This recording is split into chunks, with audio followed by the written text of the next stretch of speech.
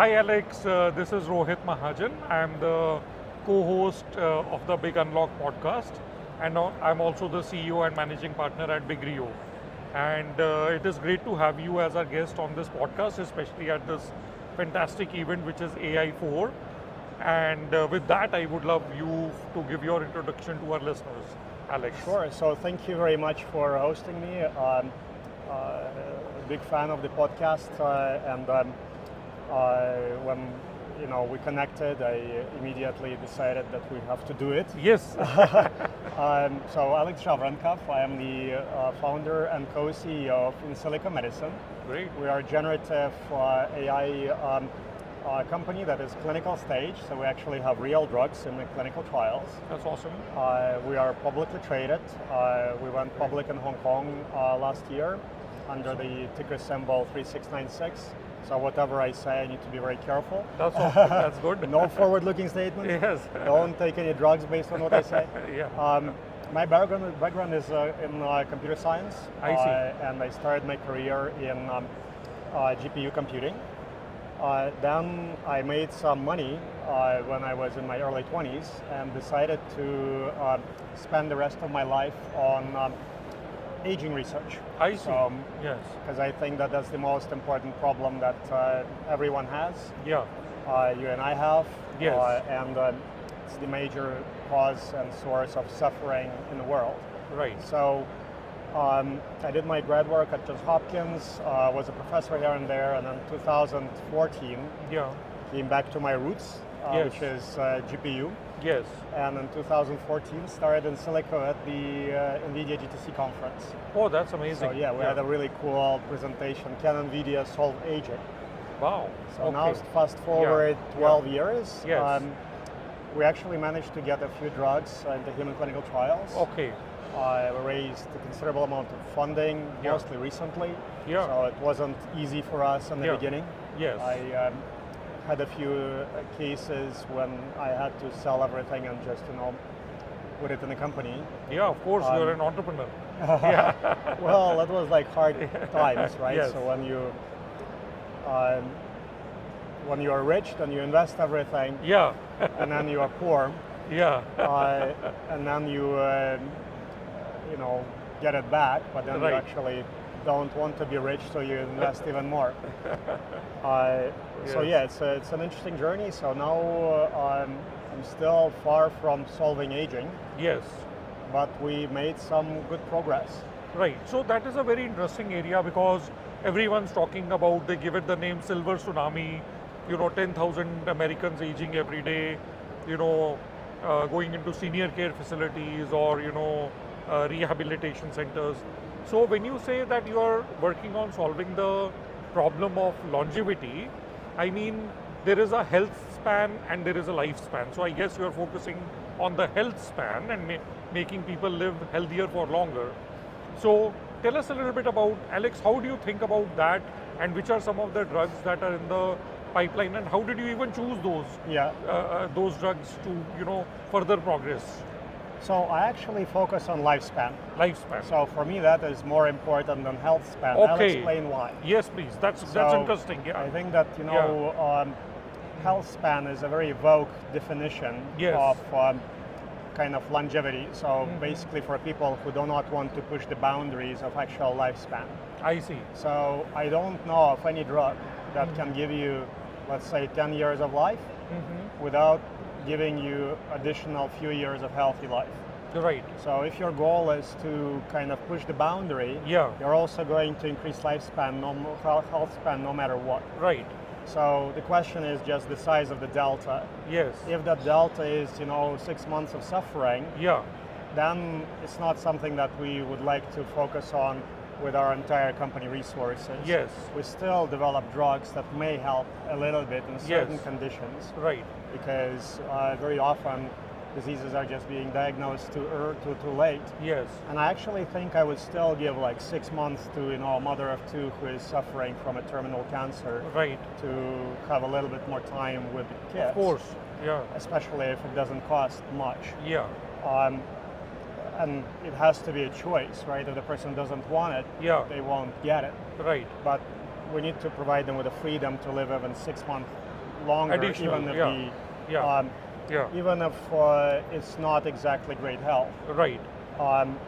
So I actually think that people who are saying that we don't want lifespan, we want health span, Yeah. they're actually making a lot of damage to the Right. industry, I because see. we actually want lifespan too. I see. And if you want to be like anti-woke, you say, okay, I want to go and increase peak span, Right. because actually peak span, that's how long do you spend at your peak within 10% of your I see. maximum performance, Okay. and like you and I were past that. Yes. So how do you, Yeah. like then you're saying, oh well, but it's not good for me. So Yeah. I'm not in the optimal state of my health, and you are not trying to extend my life without dramatic disease. Yeah. So I actually think that all of those spans are important, Right. and there should not be a debate about Yeah. what we want to extend. Right. So life is the fundamental human right. If we can give a year of life to everybody on the planet, Yeah. let's say quality adjusted life year, Yes. that is 8.3 billion life years, that is Yeah. 110 million lifetimes. Yes. That is, more, like I would say, couple years just to be safe. Yes. So couple years, that will be 220 million lifetimes. Right. That is more lifetimes than we lost in all the wars that were fought in the history of humanity. Right. So it's a very big deal. And I think that the way to get there is to work within a traditional pharmaceutical drug discovery and development paradigm, Yeah. where you have to go after a disease, get a Yes. drug approved, Yes. but if the root of this drug Yeah. is actually aging research, Yeah. so you're trying to develop a longevity therapeutic with AI, Yes. and AI tells you, okay, this is an anti-aging drug, I see. but it should work in this cancer. Okay. So you approve it for this cancer, I see. get additional 6 months of life or a year or a Right. few years Yes. to a terminally ill patient if Yeah. you want to. Right. But then this drug, once it's approved, since Yeah. the safety and efficacy is established, Yeah. we can experiment with it, get the real life data, Yeah. real world data, and see maybe it's improving some aging biomarkers. Right. So it will be good for you and I with Yeah. different dose, different mechanism of administration. I So see. that's the idea. Great. So I did hear you say longevity, and I did hear you say cancer as well. So are most of the drugs that you are currently having in your pipeline or going after targeted towards different cancers, or it's something else as well, Alex? Just curious. What's So- the breadth and the depth of, the range of the drugs that you're going Yeah. for longevity? So Yeah. we are very different Yeah. in the context of AI drug discovery. Most companies go after like cancer or Yes. neuroscience. Right. We are the MMA fighter. Okay. We're like the Conor McGregor. That's great. Maybe nowadays not a good analogy, but the best MMA fighter. Okay. Yeah. And we decided to go very broad spectrum. So Okay. our core Yeah. ideology is Yeah. we go after aging. Okay. Many of the targets, protein targets, those criminals that drive disease, Yeah. they're implicated in aging and cancer at the same time. I see. So, and for aging, you would Yeah. just use them differently. For Okay. example, you want to kill aged cells. So Right. the cells that have senesced, they are not doing anything, they're just sitting there as passengers Yeah. and excreting toxins into the microenvironment. Yeah. You want to kind of, in a targeted way, eliminate them. Right. Some of the cancer drugs do exactly that. Right. And there are many other kind of coherent Yeah. ideologies there. So about half of my pipeline Yeah. is related to cancer. Okay. Half of the pipeline is related to chronic disease. Okay. So my lead program that is Yeah. in phase 3 right now is Yeah. actually targeting idiopathic pulmonary fibrosis, Okay. a chronic lung disease with Yes. no good treatment at this point in time. Yeah. So everything that there is for it Yeah. is just slowing down the decline. It's Yes. not trying to reverse it. Yes. So we actually, in the phase 2 trial, we demonstrated very promising reversal of the loss of forced vital capacity, the essential measure Right. of lung function. Yes. We also go after IBD, inflammatory bowel disease. I see. We go after neuroinflammation. Okay. So Parkinson's, Yeah. potentially Alzheimer's, but Yes. currently this drug is purposed to Parkinson's. Yes. we go after inflammasome. Right. We also go after ocular diseases. I see. So Very dry interesting. AMD, dry eye. Right. So all forms of age-related macular degeneration. Great. Also uveitis. Yes. And the most interesting breakthrough that we had recently is in pain. Okay.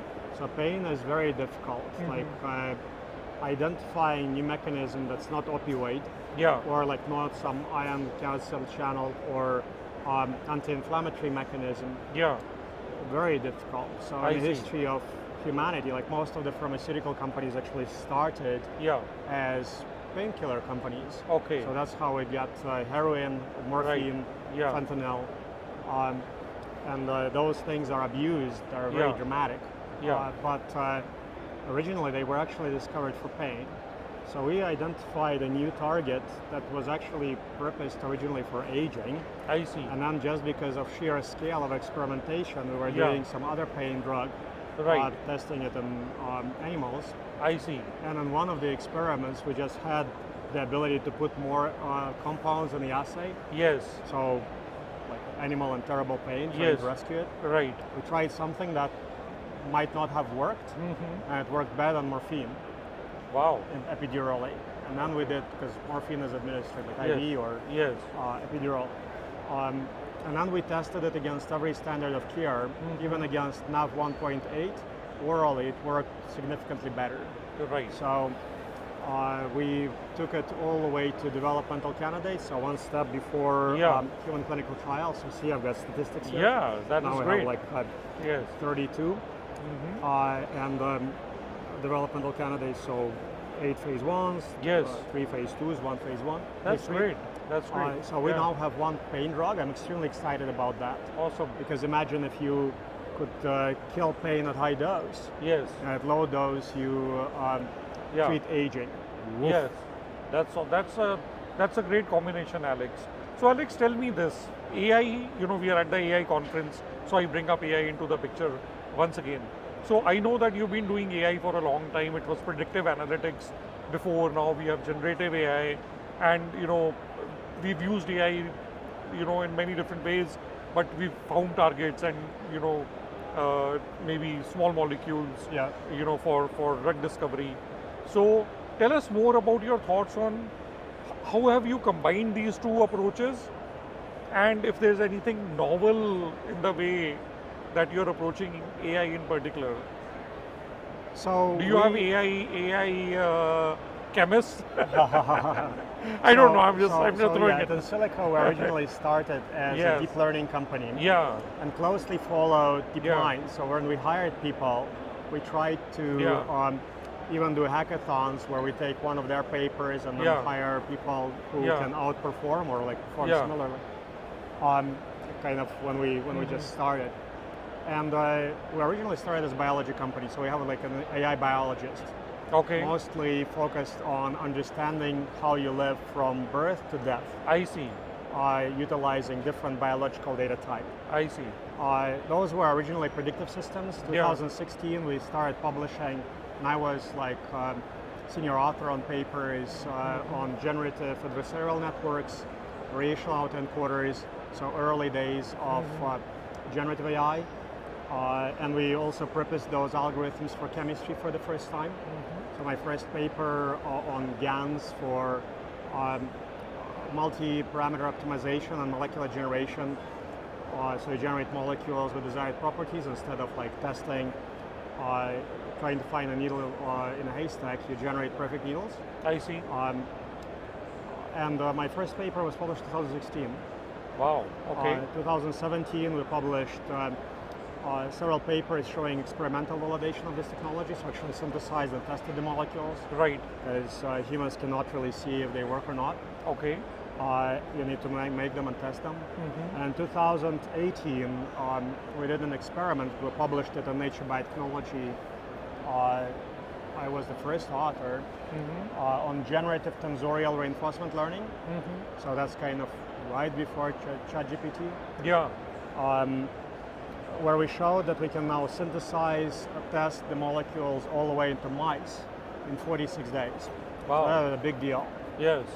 made us famous in Yeah. generative, and we, of course, at that time were also working with birds. So the early transformer days, early 2020s, we started working in transformers diffusion, but basically created a Lego system Yeah.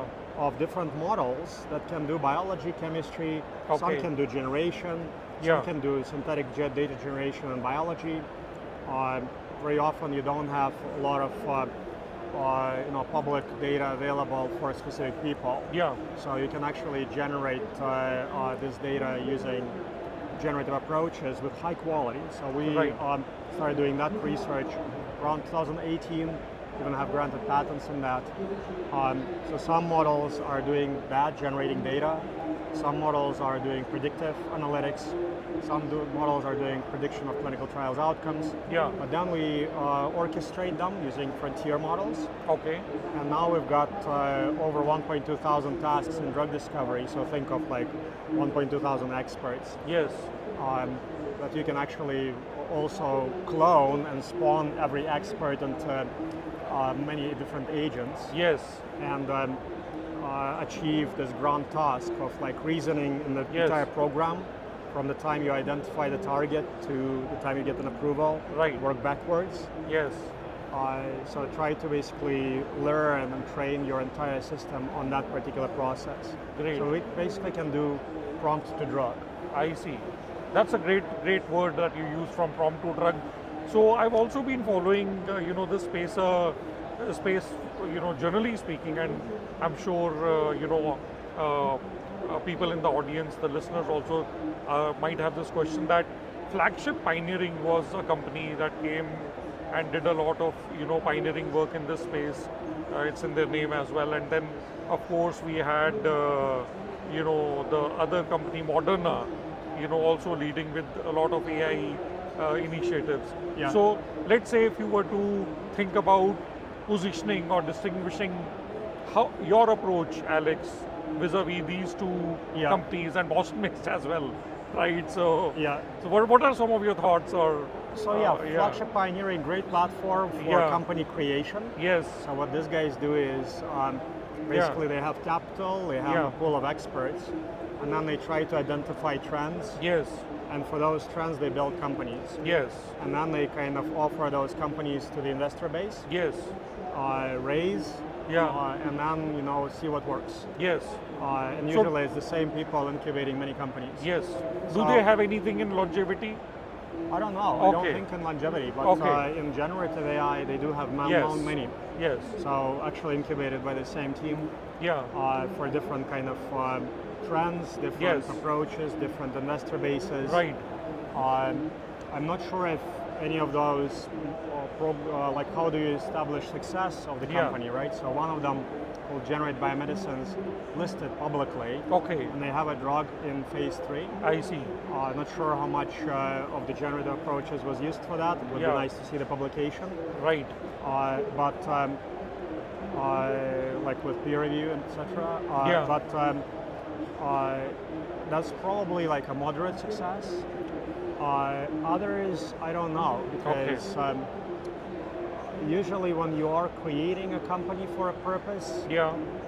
it's very difficult to get the people to work together Yeah. to achieve this goal, right? Yes. So usually companies that are more successful in our field are Yeah. people who came together, they worked on a Yeah. problem, solved the problem, Yeah. and only after they solved the problem they raised the money. I see. And then you basically try to scale. Yeah. Very difficult to try to kind of do forced invention. I see.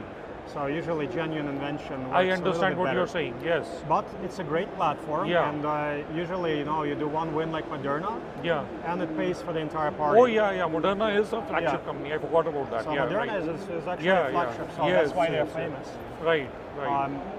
And if it wouldn't be for COVID, it would be Yeah. a good question, right? Yeah. So then Yeah. if you look at what happened after COVID, yes. like where is Moderna right now, right? Yeah.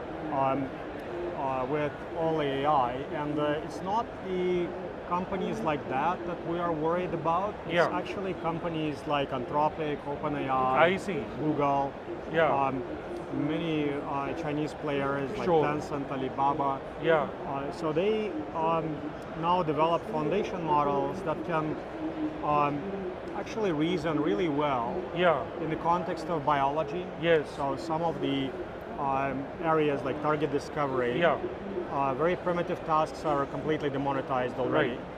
Some of the more complex tasks, Yeah. they are being demonetized as we speak. Right. And all of those companies, they are also putting resource into biology. Yeah.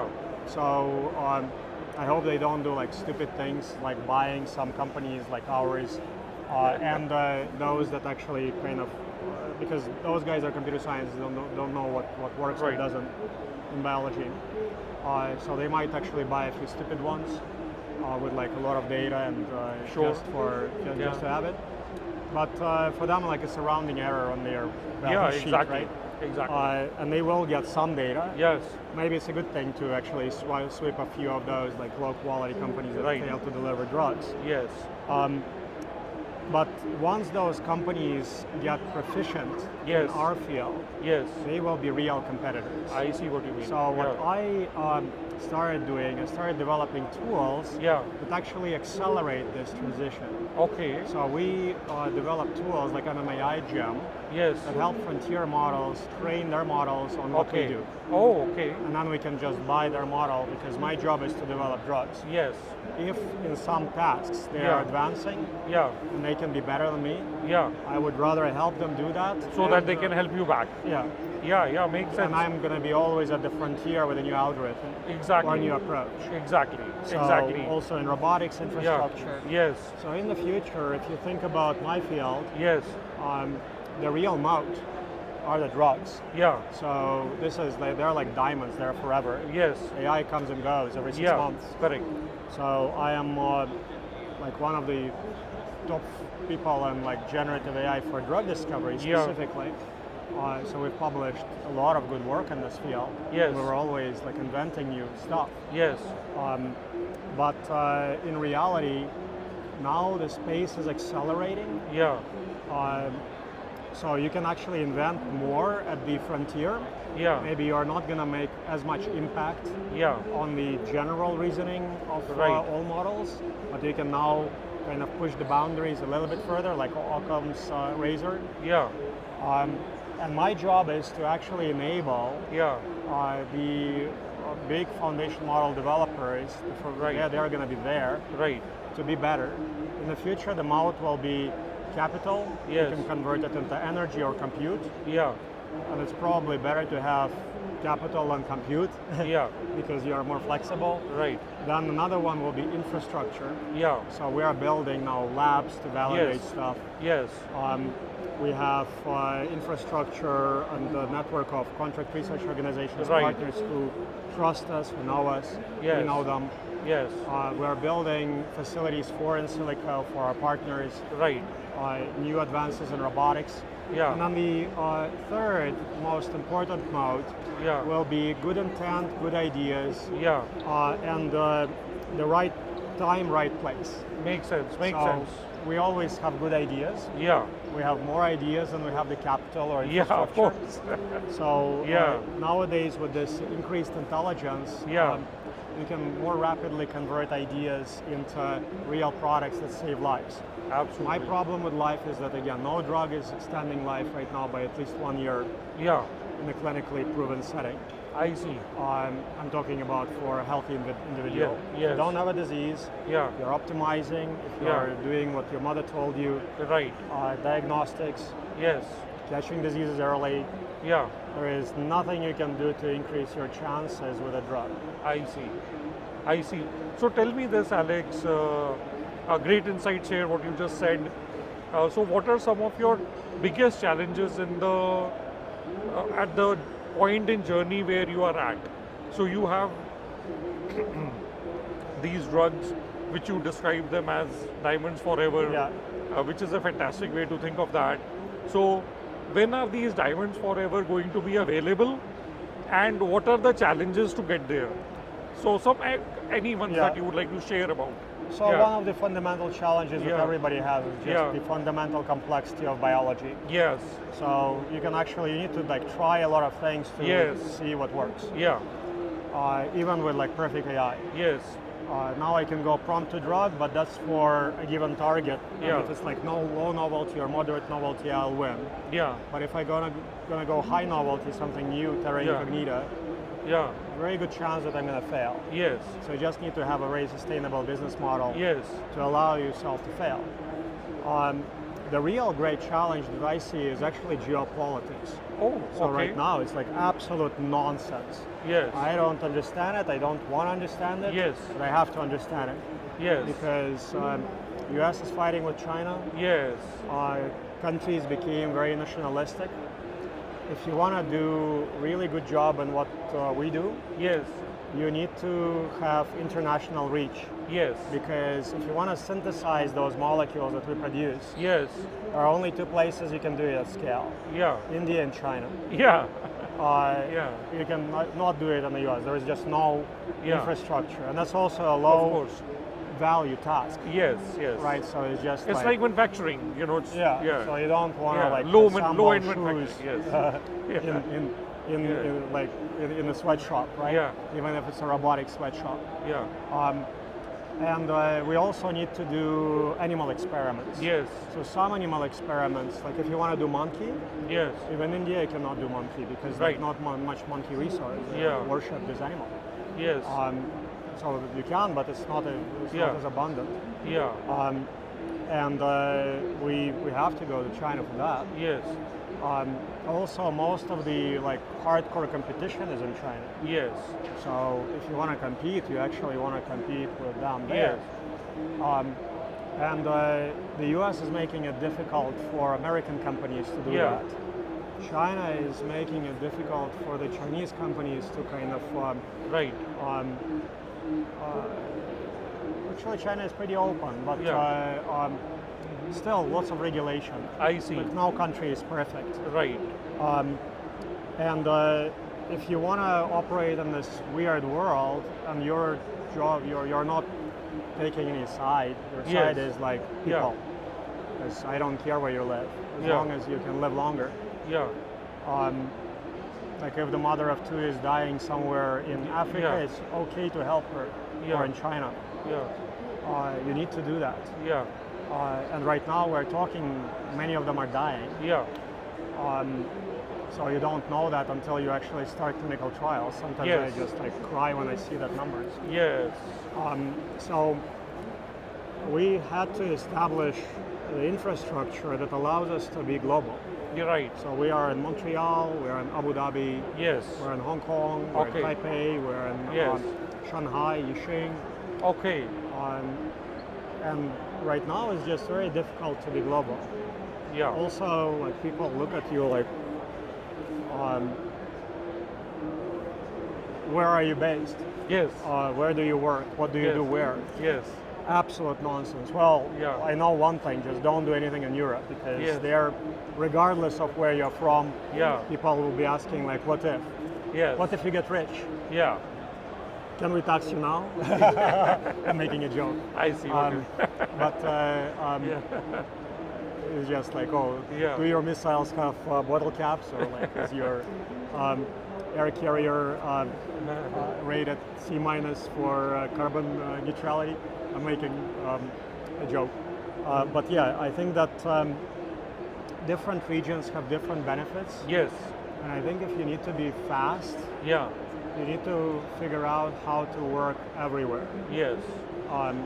Otherwise, we just need to switch to a different therapeutic modality, right? If you're on small molecules, biologics, like Yes. more like areas where AI can really help you a Yeah. lot, you need to be global. That's great. So Alex, I think we've had some really good conversation. We are coming up on time. Would you like to share anything which is upcoming on your horizon? I know that you're publicly listed, you said, in Hong Kong. Any plans to list here in the US? Anything that you would like to share with the larger audience listening to us as parting thoughts? We would, Yeah. of course, love to explore additional capital markets, Yes. and we're constantly on the lookout Okay. and in the process. Yeah. Because you need to be vigilant of the opportunities and also be timing the markets Yes. correctly, because currently the US biotech industry is kind of going back up, Yes. but it's still in the winter. It didn't Right. really process a lot of that junk that was listed or got a lot of capital during the early days of the pandemic. Yes. Because there a lot of people got a lot of money, Yeah. didn't deliver, investors got bored. Also, the AI hype needs to kind of Yeah. go down a little, because right now people are chasing all those trillion-dollar companies Yeah. and playing on that, but they are forgetting about the smaller biotech, Yeah. even though it's very important. So what we have on the horizon, we have, of course, massive scientific breakthroughs that Yeah. we're constantly working on. Yeah. So, and I know some, but we are publicly traded, I cannot Yes. talk about Of them. course. So wait for it. Yes. And we usually do not make big claims until we publish a peer-reviewed paper. Right. So, and we publish consistently, but the big ones You're right. are always in the process. So what excites me the most are, of course, the clinical trials. Yes. So once you're in a clinic, you're kind of worried all the time, because it's like when you have many of them, you must fail statistically, just so far we haven't. So you must at some point in time. It's a statistical Yeah. impossibility to be flawless. Yes. But somewhere, like just given our current rate of success, I think that in many cases we should succeed. Great. And there it kind of pays for the party. Yes. And in some areas I see some very promising data. Great. On the AI front, I think that benchmarking is our most important mode. Yeah. So we just released a set of benchmarks where we can actually test frontier models Okay. and also specialist models Yes. in over 1,000 drug discovery tasks. Okay. Many of them, they suck. Yeah. They cannot perform. Right. And some of them, they're reasonable. Okay. Those large foundation model developers, they don't even know. I see. They don't know drug discovery yet. Right. I'm very happy to see that Anthropic is actually going into their own drug discovery. Okay. So you'd actually need to discover a drug to know how to discover a drug. Yes. It's kind of like chicken and egg. And for us, the most exciting thing is aging research. Yes. Like that's what I'm very committed to. I don't care about anything else. Yeah. I don't think that there are greater enemies that humans have Yeah. other than aging, because that will kill you like 100%. Of course. Take everything away from you. You Yeah. try not to think about it, try to think that it's normal, but there is a good chance that we can give ourselves additional 10 years, and everybody, Yes. maybe 20 years. Yes. How good would that be, right? That would So be fantastic. we have some Yeah. drugs Yes. that hopefully Yes. are going to get us there, Great. and some drugs are in the making. That's awesome. So that's what excites me the most. It will consume Yeah. a large part of my life, but Yes. I'm willing to fight for it, and I think everybody should. That's beautiful. Like pushing the envelope on longevity. Great ending, Alex. Thank you so much. Really appreciate you being a guest with us on the Big Unlock podcast. Great to be on your podcast. Big unlock. Big Unlock. Let's unlock longevity. Yes. Thank you. All right, pleasure.